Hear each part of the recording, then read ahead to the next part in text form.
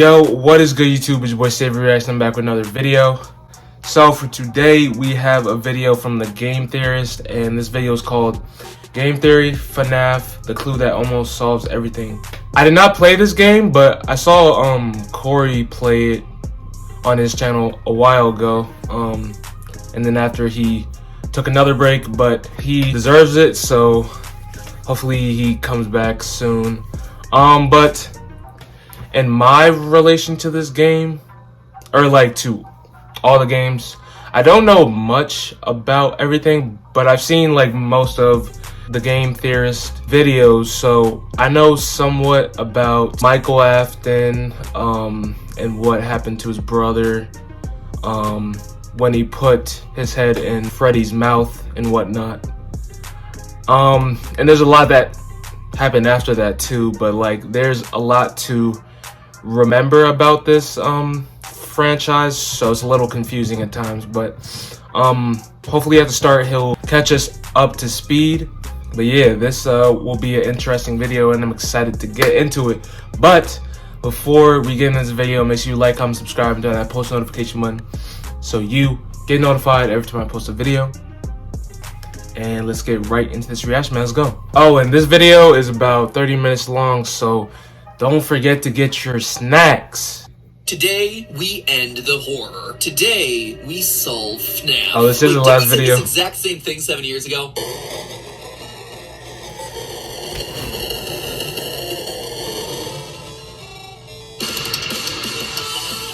Hold up, I need my water.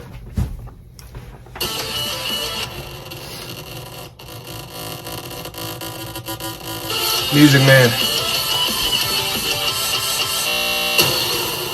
Hello, Internet. Welcome to Game Theory, the show that reminds you that if you click the like button hard enough, it'll summon DJ Music Man to your neighborhood for a block party. That like button right now. Hit that like button. Didn't work? Have you tried clicking subscribe? I hear that sometimes works too. I guess you must not be clicking hard enough. It probably works. I don't know what to tell you. Speaking of not working hard enough, aren't you tired of just plain boring merch? The kind that you buy and sure it looks cool, but it just sits there on your body, not doing anything interesting. Well, true. What if your merch was actually a puzzle? Introducing the world's Okay, we're gonna skip this. And when we finish milking, I mean covering the major mysteries of Security Breach. This might be the last video.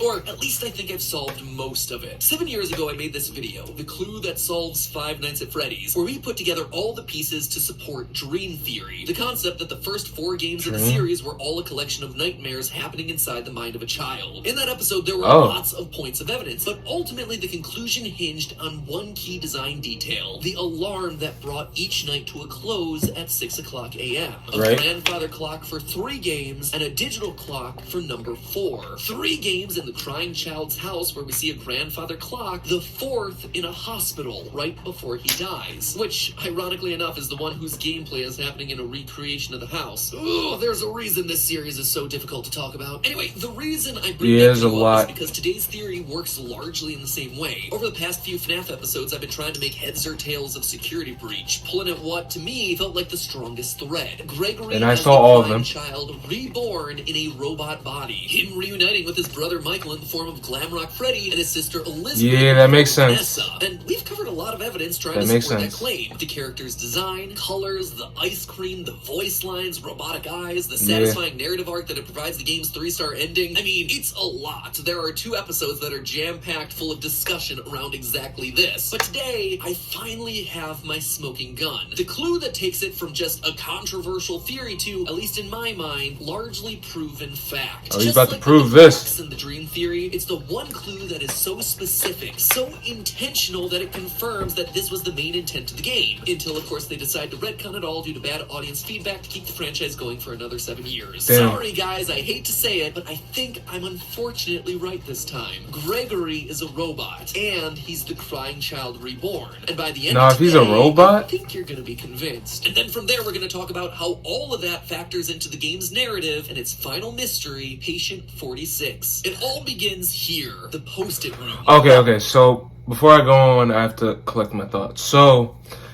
the crying child, the kid that died, I believe, Michael Afton's brother, is reincarnated in the robot Gregory, the main character in Security Breach, and Michael Afton is Freddy, is in Glamrock's Freddy's body, and the sister, I don't know her name, is Vanessa, the security guard. That's the theory. So, damn, this franchise is very confusing, but I think I got most of it. Yeah, let me know in the comments if I'm wrong, but I think I'm right. I don't know.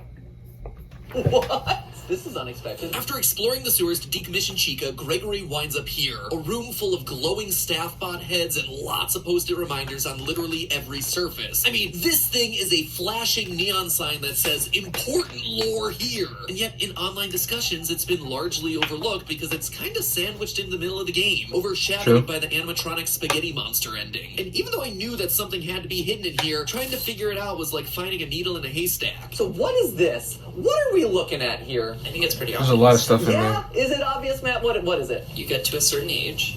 And you gotta start taking notes. Post-it notes? Yeah, you just leave them around. Okay. But also there's robot heads. So with that incredible insight, I spent literal hours off camera trying to look at every single post-it note to make sure that I had the full picture. Everyone? And the answer I got was, do not do that. Learn from my mistakes. It took me so long, only to discover that the game files had been dug up and the post-it textures were just there in 3 simple images. Thanks to JustXFont for uploading these to GitHub. Flush those hours of my life down the toilet. When you study these post-it textures, you actually realize that there are 3 phases to the post-it notes. One that's barely legible, another where the spelling and drawing improve slightly, and the final where they become nearly perfect. It looks like someone is trying to learn how to write and draw, slowly getting better over time. And it all begins here with a note written in binary. When you first Is it Gregory? There's a cardboard box in the middle, which, if I were to guess, is Steel Wool trying to draw our attention to the most important post-it clues in what otherwise is a very crowded and busy-looking room. On it, we get this binary string, which translates to, why is I? That's it. The grammar, I think, is intentionally bad because this is a computer coming into consciousness, asking the question, why am I alive? And doing it written in binary, the language of machines, computers, robots. Elsewhere, it could be a stretch, but he could be right at the same time. Whatever this thing is, it's scared and it's confused. It hides until it can better understand what or who it's it is to be. Gregory. The other illegible phase 1 notes here are random flashing thoughts, the sky, kids, love, random glimpses of memories coming into focus. The phrase, I can feel it, is this creature coming into consciousness. And this right here, you are something family, which looks like Afton family, but it's pretty unclear. In short, it appears to be a machine that started speaking in binary, but as more and more memories start to take hold, it begins to write in normal alphabetic characters. When you dive into the notes from phases 2 and 3, though, things start to get much clearer. It's mainly images and text revolving around birthday parties, happy place, birthday time, family, a pile of presents, some cake, let's get snack, fun, friends forever, pizza time. Nothing particularly earth-shattering for a series about pizza restaurants. Spider-Man there's reference. one posted in the phase 3 notes that really stands out. The one clue that truly brings together the last 2 months of research. This thing is the linchpin. It's our smoking gun, my friends, and it all boils down to a present alongside 3 simple words, all for me. The party was all for me. Does that mean anything to you? Because it certainly does for me. You see, in the FNAF survival log, of course I wouldn't know because I didn't read this. Activities, you have 3 voices speaking through the pages. Michael Afton writing his answers in red pen, the vengeful spirit Cassidy using lightly faded text, and the crying child altering the physical text of the book. One conversation that happens between Cassidy and the crying child plays out like this. Cassidy says, the party was for you, and the crying child responds, it was for me. All for me. Suddenly, all the party imagery makes sense. The balloons, the cake, the kids. This is the bite victim, the crying child, coming into consciousness and remembering the birthday party that took his life. And using this context to sum up everything in these notes takes on the receipts. Meaning. In the first phase of notes, we see a crudely hand-drawn house with a set of arrows pointing towards what looks to be a strange set of doors. Maybe another building? Which admittedly doesn't make much sense unless this is the crying child who, in FNAF 4, would walk down and to the right and then back up to go to Freddy's with his brother every single day. In the Phase 3 notes, we see this close-up of a bear, which would have been the last thing that the crying child saw before his head got chopped. Blue, yellow, green, and red, those are the flashing lights above the Fredbear stage as he gets bit. Or, you know, maybe it's the balloons on the nearby table for someone who can't tell the difference between blue and purple. Even things like hide and no hide relate to the crying child's behavior throughout FNAF 4. He hides under tables, and he is constantly made fun of for it throughout the game. We also see a lot of dialogue about running away, just like on the post-its. Digging deeper, we also start to see other patterns emerging. The number 7 shows up repeatedly as both a set of tally marks as well as a set of 6 spaces with a smaller 7th one off to the side. This ties us directly back to FNAF VR, where we had a glitching purple gravestone for Afton in the middle of 7. Now, I don't know this game, but 5 missing children, Charlie the puppet, and the smaller face watching on, the crying child. As he says in other notes, all my friends. There's also repeated use of the number 3. 3 faces, 3 kids, words repeated 3 times, like home, home, home, and fun, fun, fun, 3 slices of pizza, 3 presents, even just counting to the number 3. So what does 3 mean? What would that mean? Well, think about it. We've seen a lot of references to a house and family throughout these post-its. Seems to me like it's a reference to the 3 Afton kids. Michael, the crying child himself. So 3 means 3 children. All of it together isn't a post-it note, but instead Elizabeth, that's her name. Yeah, I forgot. Staff bots arranged like a family at dinner. A mother and a father alongside their 3 kids. 1 red-headed pigtailed girl, 1 boy, and a kid with his head bit off. And just to hammer it home, in the middle of the table, the collectible is a poster for Fredbear's Family Diner. The place of the bite. The place where all of this began. It looks like the robot finally figured out who he was, and he started to recreate his family. The robot is the crying child, which by proxy then has to be Gregory. And if you need further proof of humanoid robots in the game, Illy Becky on Reddit caught this from sister location. Humanoid heads, ones that look very similar to Gregory's face. Oh, and a last thing, much to everyone's excitement, there's actually a new book series coming out later this year. A new season of Fazbear Frights called Tales from the Pizzaplex, obviously referencing the location and security breach. The cover of the first book in the new series, Robot Kid, there it is. Which leads us then to the last puzzle of security breach. So you might be a robot. For those of you who don't know, there are 16 CDs around the map that you can only find once you've upgraded Freddy's eyes. From there, you take the CDs to a hidden room designed to look exactly like Mike's room from Sister Location. These CDs seem to be recordings of the therapy sessions for 2 patients. Patient 71, who we mentioned last time is clearly Vanessa, and patient 46, who we never get to hear speak. And over the course of the various sessions, 46 and 71 are set up to be direct opposites of each other. Vanessa likes flowers, patient 46 does not. Oh, you like those? The janitor on this floor has a garden and has been putting bouquets in the offices here for years. What's the problem? Oh, the flowers? I'll move them. Vanessa likes blue skies and doesn't like dark basements. 46 prefers it dark. I like the blue sky. I don't like dark basements. Oh, right. Too bright. When the shade's pulled, it feels like we're in a cubbyhole or a cave, yeah? So Vanessa who's doesn't like the candy, other... 46 does. Would you like a candy? No, thank you. Those have 35 calories apiece.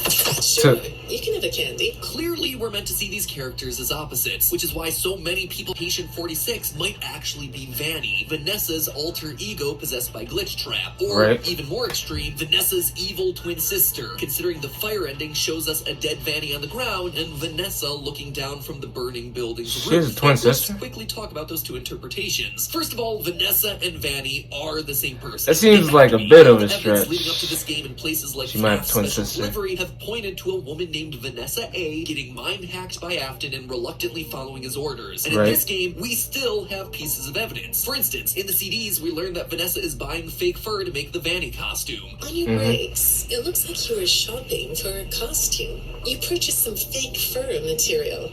What are you gonna make? If she's not the one wearing it, or why would she be making it? To me, the fire ending here is meant to be symbolic. We haven't beaten Princess Quest yet, so Vanessa's spirit is still trapped inside that burning building. But her body has died. She is one person. But could the persona of Vanny actually be patient 46? Oh, 2 personas. Wait, so... Throughout their sessions, we get multiple indications that the therapist is speaking to a... The way they speak to patient 46 here... You don't want me to get in trouble, do you? I could be put in the corner for a timeout. Yeah, you think that's funny, huh? And again here. Tragedy always leads to a feeling of loss. It's a whole that feels funny, right? The way they explain Who's talking now? words. Wait. And I'm surprised by your knowledge of computers. You're something of a phenom. Do you know what that word means? It means you have unusual skill, like a hacker. The way they point out that 46 doesn't fit into the chair. That chair doesn't really fit you, does it? They even mention the fact that they specifically work with children. You know, I work with people of all ages, from little kids to the very elderly. I understand that therapists would want to treat alters as they see themselves, but this just doesn't seem to fit. At no point do we get an indication that Vanny sees herself as a child. But now let's go back to what we assume we know about 46. They're a kid, they like the dark, they like candy, they're really good with computers. In fact, they're a bit robotic themselves, answering questions in cold, detached ways. When I read your account of what happened, it came across as, well, more of an objective rather than a subjective narrative. Oh, sorry.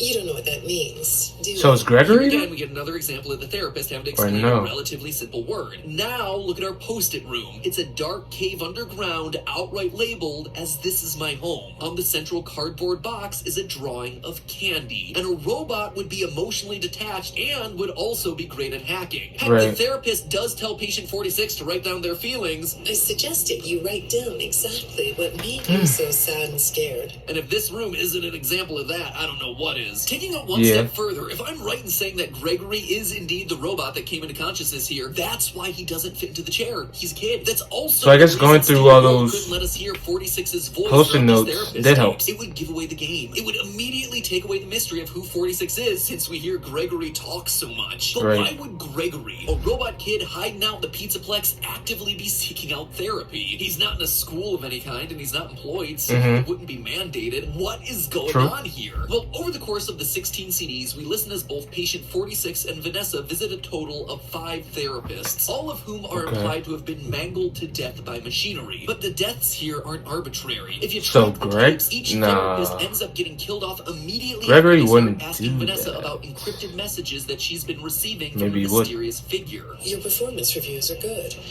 But a routine check of your online history has revealed that you spent quite a bit of time with someone in an encrypted conversation. We have transcripts, and I've read them. She had the receipts. The messages you're getting seem very manipulative in nature.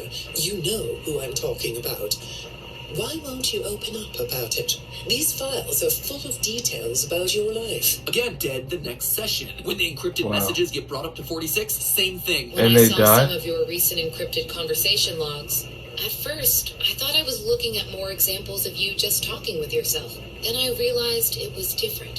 When I study this, it sounds like there is someone else responding to you. A third therapist bites the dust. Damn, why did I just get chills off of that? That's crazy. Work history. One therapist even confronts patient 46. Each time they bring it up, they die. Nothing, no response. It's only once the encrypted messages come up that they're suddenly marked for death. We also know that it's 46 doing the killing here. The dead therapists are a complete surprise to Vanessa. Hi, go ahead. Sit down. I don't know you. What happened to... Oh, we'll get to know each other in no time. But to 46, just business as usual. Why did you lie? Why don't we come back to this another day? You're shaking your head as though that's not going to happen. He's shaking his head because he knows that now she is also marked for death. Damn. To me, all of this screams of 46 keeping tabs on Vanessa. He's going to therapy not for himself, but rather to follow her actions, making sure that she's not saying anything that she shouldn't about these encrypted messages. And when the therapists do get too close to the truth, they're bumped off. We learn in one of the last CDs that patient 46 isn't being manipulated, but is instead the one doing the manipulation. I don't think you're being manipulated here. I think you're the one doing the manipulating. No comment? Huh? Is the one communicating with Vanessa. He's controlling her life for some reason. In fact, 46 appears to be the reason Vanessa is working at the Pizzaplex in the first place. That jump scare was crazy, bro. The in-game messages is that Vanessa was not supposed to get the security job. In the message marked for deletion, we see that Vanessa's lack of security experience gets the interviewer to not recommend her for the job, and yet she's hired anyway, despite, as it says in another message, no prior qualifications. In both messages, we're told that it's an internal reference coming from the top. Who better than a hacker that's clearly established to be in the Pizzaplex's emails? Patient 46, Gregory. In short, it looks like Gregory is manipulating the situation, determined to get Vanessa to work at the Pizzaplex, following her to all her mandated therapy sessions, and ultimately killing off anyone that gets too close to the truth. I mean, after all, Gregory is not opposed to using a bit of violence to get what he wants. We have to get these. We can upgrade you. Yeah, he is pretty violent. He's also not opposed to lying about it. True. It was Chica's. Please be honest. How did you get it? Oh, he lied. When I was in the kitchen earlier, she fell into some sort of garbage smasher. Is she okay? Well, Nope. She's still functional. But why? Why is he going to all of this effort? Well, combine it with what we saw in the post-it room. There's a family reunion scene. Multiple post-its referring to family. The 3 siblings, their house. Remember what I said earlier? A robot has come into consciousness and is trying to reclaim what he lost, his family. He wants the family back together. And so he's doing everything in his power to make that happen. Using his hacking skills, he's managed to break into staff files. So he Gregory knows that there's isn't as something innocent off as about we Vanessa. originally Maybe he thought. even knows that his dad's consciousness is inside of her. He's also got his brother and Freddy and his dad in the basement. The family in this game is truly coming together again, reclaiming what Crying Child once lost. And that's it. That's the whole theory done. There are definitely no holes or flaws to anything I just said. Don't look any deeper than everything I just told you. All right, fine. I mean, it's probably a couple. A few itty-bitty holes to all of this explanation. Namely, some of the info that we get from the last 2 CDs. If Patient 46 is Gregory, then why is he glitching the system to make all the animatronics scarier? If he lured Vanessa to the Pizzaplex, then why would he then be avoiding her throughout the game? Why would he be surprised to see Afton in the basement if he's trying to bring the family all together? There's also the mystery of the whole parent story. 46 is said to have good parents. None of what you said in your file about your parents was true. The truth is, you had great parents. A great childhood. Why did you lie? But how And the Crying would records Child. of good parenting exist for a robot who presumably had no parents? Or the Crying Child, whose records presumably would say that he was dead? Or even if you don't believe those theories, if 46 is Gregory and Gregory's just a homeless kid, that doesn't sound like he would have had a great childhood or any sort of home life. But the kicker, the one to me that makes this really difficult to explain, is this email that I had long forgotten about from FNAF AR. Strap in for this one, friends. Hey Ness, I hope things are good. I saw you ordered 3 lifelike human male rubber masks, and I was dying to ask what they're for. Sounds to me like a robot kid is confirmed, but it also sounds to me like Vanessa built it or gave rise to this robot kid. If so, then I ask again, why would Gregory be avoiding her throughout the game? I mean, the best I could come up with is that somehow Gregory escaped and is now convinced that Vanessa is trying to shut him down because of his own programming. I mean, it's not a bad idea, but then why would he be luring her to the Pizzaplex? It's like one half of each explanation works, but then when you try to connect it back with like the other half of the theory, it's then just they're confusing. contradicting each other, which is really frustrating. There are 2 other options. First, the robot kid from the post-it room is entirely brand new, or the second option is it's someone that we never see in the game, Baby. Now, the first option of a brand new character, yeah, it's cool, I guess. I can't really speculate about that. It could literally go anywhere and solve everything. As for option 2, Baby, just like with Gregory, there are certain things that fit and other things that just don't. Baby, like Gregory, could want to put the family back together. Baby has always wanted to make Daddy proud, so she'd be quite happy to kill off therapists that got too close to the truth, just like we see with 46. And she would willingly spread the Afton virus to make the animatronics scary in order to bring Daddy back. The person he's talking about is Elizabeth, the sister, It's possible that she'd be able to take the form of a child and make up a backstory. She's also a character that canonically loves disguises, just like Patient 46. It reminds you of a mask, like a disguise? Yeah, I can see that. You like the idea of being disguised? Disguises let you be sort of invisible, don't they? There's also a line about the therapist being able to see Patient 46's eyes. That's better. On this side of the desk, I can see your eyes. And we know that Baby's eye color has always been an important detail in the past. But as with Gregory, there are still a number of holes with this line of thinking. Baby/Elizabeth likes flowers. Patient 46 doesn't. We also know Baby hates being in the basement of Sister Location. So then why, as Patient 46, would she prefer to live in a cave rather than blue sky? In short, as I wrap up my overall coverage of Security Breach, I guess guess I gotta summarize it like this. This game is frustrating from a lore standpoint. Smaller questions like Glamrock Bonnie and Golden Freddy, yeah, those are pretty easy to answer. But when it comes to what this game was actually about, no one theory actually solves it all in a clean way. There are references to every corner. Even he can't solve it? That's crazy. But as a result, nothing fits cleanly together to solve everything. There are pieces that always dangle or always contradict something else. Do I think the crying child is here based on the post-it room? Yes, absolutely. Is he Gregory? I mean, right now, I think that he's our best option. Is he also Patient 46? It seems like he's trying to be, but there are just a lot of holes there. And there are holes in the baby theory too. And that honestly just leaves the option of a mysterious third party pulling the strings behind the scenes, which on one hand would be welcome. I'd love to see a new character inserted into this lore. But on the other hand, it also feels unsatisfying because it's like, well, that came out of nowhere. This franchise has never operated like that, so it feels weird for it to start acting that way now. Individually, small pieces of the mystery make sense, but when you take a step back and look at the wider lore of this series, how it connects to other games, how it connects to the wider story arc that's been created, that's when things start to fall apart. And I think that is what is so frustrating with this title. So that's what I'm left with. Let me know what your thoughts are. Are you seeing things that I'm not? Hopefully it at least sparked To be honest, I don't know, but hey, if it did, you can let me know live feels like right now. he did a pretty good job. Officially live with other members of Team Theorist, other FNAF tubers, all of us covering things about this game. My hot takes on the security breach lore, other theories that we haven't covered yet, and of course, just generally chatting about what we thought of the game. Okay, I think that's it. But in my opinion, I think he did a pretty good job because, like, he has to go through a lot of research throughout all the games, all the stories, all the books and whatnot. So I think he did a pretty good job. He didn't like uncover everything, but it's just a lot of work, and he did a good job for what he had to deal with. But hope you guys enjoyed the video.